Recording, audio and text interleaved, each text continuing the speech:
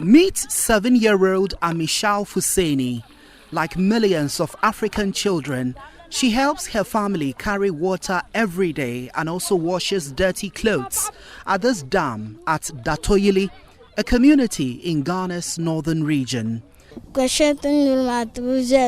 We can't go to school because we spend every day here in search of water. The water is not clean. We share it with animals, and this makes us fall sick. Amishal is not alone in this daily struggle. The sun is always hot, yet we roam in it, searching for water. By the time you get home, you're already tired. We need clean water in this community so we can go to school.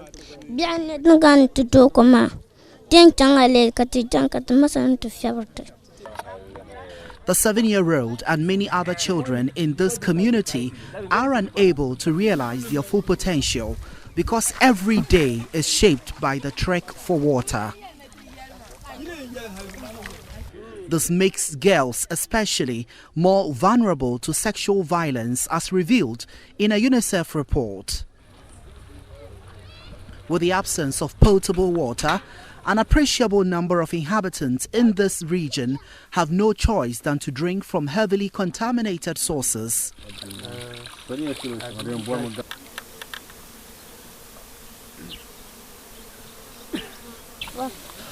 This open source is also where animals wet their throat. Children are compelled to spend more time searching for water instead of being in the classroom like their counterparts elsewhere to acquire formal education. According to the United Nations, 76% of households in Ghana consume water that is contaminated with fecal matter, as open defecation remains inevitable in many areas. A global health report shows 20,000 people die every year due to unsafe water consumption in Ghana. Yet, this is a country that loses close to $3 billion to corruption annually. How many boreholes can this 17 billion actually provide for us? We are talking about over 300,000 boreholes. 300,000 boreholes that this can provide for us. And a borehole actually serves like 500 people. So when we look at what 300,000 boreholes can serve, then we are talking about 150 million people getting access to safe drinking water. So if we look at corruption in Ghana and we are able to keep corruption within a year, then we would all have safe drinking water and even more. The World Bank reveals that 20 to 40% of public finances worldwide meant for the water sector are lost due to corruption and dishonest practices. Corruption in the water sector manifests in different ways, where we see bribery and kickbacks happening, particularly when it comes to procurement of the big infrastructure that goes into the provision of water service delivery.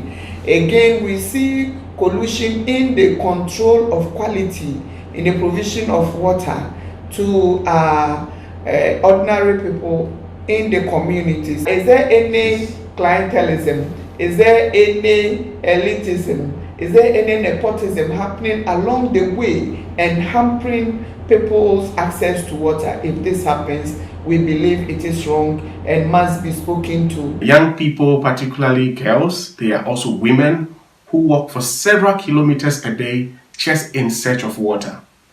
Some do not have access to this water, and so they are not able to ensure proper sanitations in their homes. And sometimes young people, particularly girls, also miss school because they are going in search of water. Now we are not even talking about water that they will drink, which they don't have access to.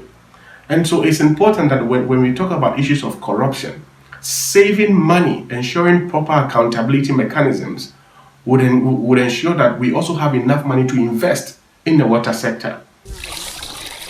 While access to water and sanitation was officially recognized as a human right by the United Nations General Assembly in 2010, the reality remains far from this goal.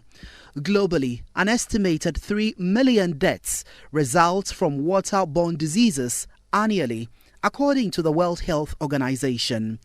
Also, more than 1 billion people worldwide have no guaranteed access to water, and more than 2 billion are without adequate sanitation, which has devastating consequences for sustainable development and poverty eradication. To ensure that we are leaving no one behind when it comes to the provision of water in our communities, government must ensure that people who are going out there are monitoring the process of those who are doing procurement, those who are delivering the service, and those who are monitoring. Supervision is key to eliminating corruption. When we look at Sustainable Development Goal 6, it mentions that by 2030, everyone should have access to water. And for Ghana, if we are able to save and fight corruption, that money that we reserve can go a long way in investing in water for a lot of women, for a lot of girls, to be able to live a sustainable life. We need to work on corruption because it is really costing us a lot. So to really improve on our living standards, provide safe drinking water, that means corruption must go and corruption must be stopped. In Ghana and around the world, millions are navigating the COVID-19 pandemic with the added challenge of living without access to safe water. Now more than ever, access to safe water is crucial and non-negotiable.